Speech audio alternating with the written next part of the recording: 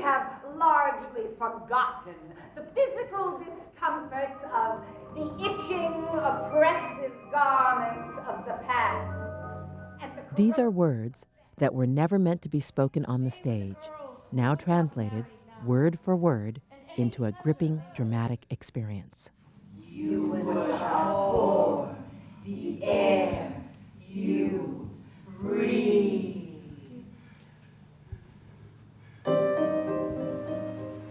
To collect the hatchet with which our imagination, Lizzie Borden with an axe, always equips her, just as we always visualize St. Catherine rolling along her wheel, the emblem of her passion. The company behind this transformation is called Word for Word. Over the past 10 years, they've staged more than 60 short works of fiction by well-known authors like Tobias Wolff, Barbara Kingsolver, and Upton Sinclair. In a blue serge suit, one look at what would be enough to bring you out in prickly heat. Old Andrew Borden will perambulate the perspiring town, truffling for money like a pig, until he will return home mid-morning when he will find his death, unannounced, waiting for him. To keep a pressing appointment with destiny. 6-1 doesn't at the end. For their 10th anniversary production, the group has chosen a short story by Angela Carter entitled The Fall River Axe Murders, the story of Lizzie Borden, who allegedly, in the words of the children's rhyme, Lizzie Borden with an axe gave her father 40 whacks. When she saw what she had done, she gave her mother 41. Children's rhyme.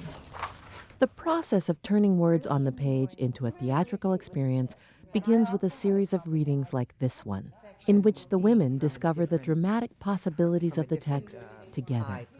As the name of the company suggests, the rule here is that every word of the story must be spoken on stage. It was well known in polite circles in Fall River that Lizzie suffered from occasional peculiar spells. This piece has almost no dialogue in it. It's the thrill of this work is taking narrative and making it active, making it theatrical. So you need a good story, you need interesting characters, and you need really gorgeous language. Those times when the mind misses a beat. But this is interesting. Then there's a space, and then it says, the Indians cursed the land with madness and death. That's like how the next part starts. Oh, that's so out of this. Can we not have that? Experience of what is its relationship to the spine of Lizzie, essentially. 7 weeks and many readings later, director Amy Freed has joined the production. Some small stuff that's just internal, just so you know. When we officially start rehearsal in June, then we'll have the task of breaking the story into a script, deciding who says what line and who are the characters. Because in the story, there are only a certain number of characters. But in our production, we will have to expand that to accommodate the number of actors and to people the world. You know, so we'll have townspeople, mill workers, whoever. That's what we're going to discover, partly in these workshop processes, but also in rehearsal when we break the script down. Turn very slowly from the belly, and as you turn, you're going to shift your gesture. Amy is collaborating with Jeffrey Beer, who has begun improvising selected scenes with the actors. Just halfway? No, you're going to shift 180 degrees. Right, here we go. Turn slowly. Trying to get a movement vocabulary, whether it's slow movement or with a certain kind of pace that's actually, what it's really trying to do is to slow psychological time down so that things can be perceived in a different order or different time zone. And also to try to set a mood or to set a tone for the overall production. Let's try this in slow tempo. What I want you to do is to move towards Stephanie, inevitably. It's not reader's theater. It's not us standing on stage with books in hand and just, telling a good yarn. We have to take it to another level, and otherwise, what's the point?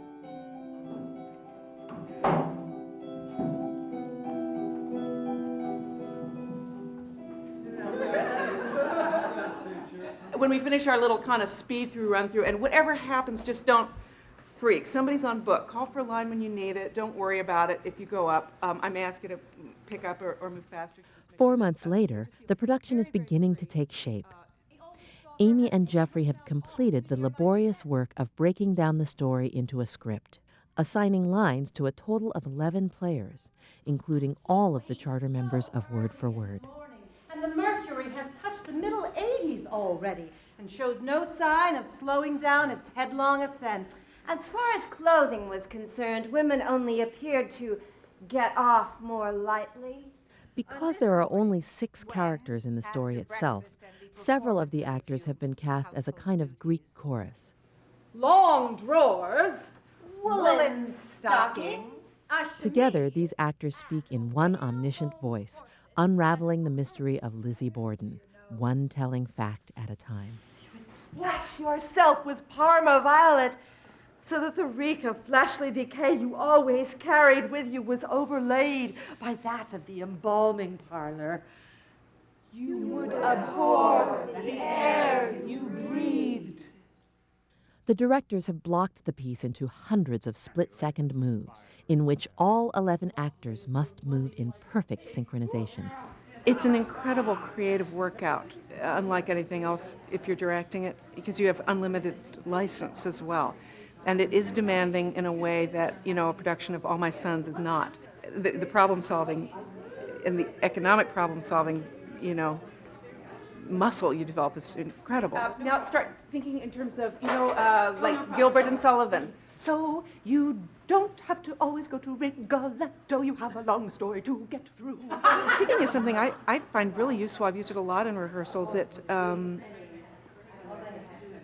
First of all, it's an uninhibitor because you can't worry about your acting choices if you're asked to do something so dumb.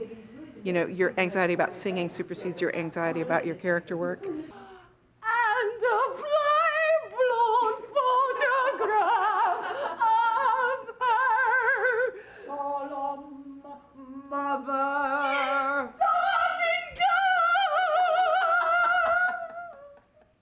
First of all, for you all, what was the experience? Were there discoveries or things change with what happened? It was really freeing, and it was like, oh, there are a whole lot more choices I can be making.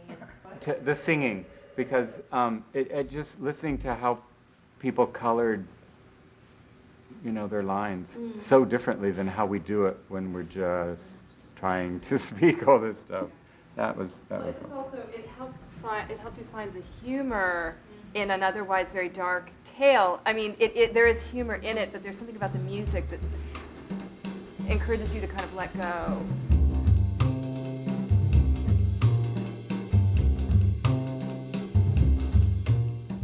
As a way to keep the action moving quickly, Amy has called for a series of set pieces on wheels. And then this guy, they'll have to steer it from the back. Does it seem like it's a two-actor job to do? What I had envisioned was a very transformative set of units, like building blocks on wheels, that we will pull the actors on and off, which will help set off the kind of waxworky quality of the family. Of course, all bets are off if the carts aren't controllable, We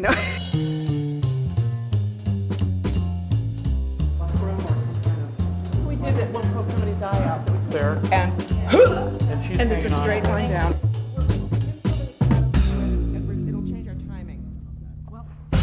In tech, what we do is we finally get to see the show with the lighting cues and the sound cues, and we have to figure out how long are those cues, where do they come in, where do they fade out, how loud, how bright, how dark, that kind of thing. No trace could be found! Because this piece is so dense, we have to choreograph everything. You have to choreograph or orchestrate the words, and every move is very detailed. And they talk about things, and down you go. And just heads is great, so just keep it as heads. Every moment needs to be something beautiful to look at or to listen to. And the mercury has touched the middle 80s already and shows no sign of slowing down its headlong ascent.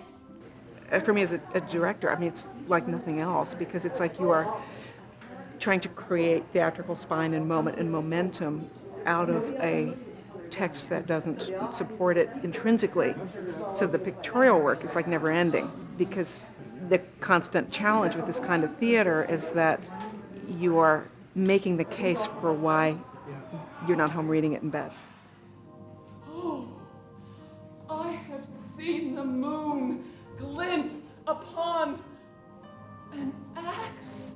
It's like being in a symphony or being in a choir, because we're telling the story that one author wrote, but we're telling it as a group of people.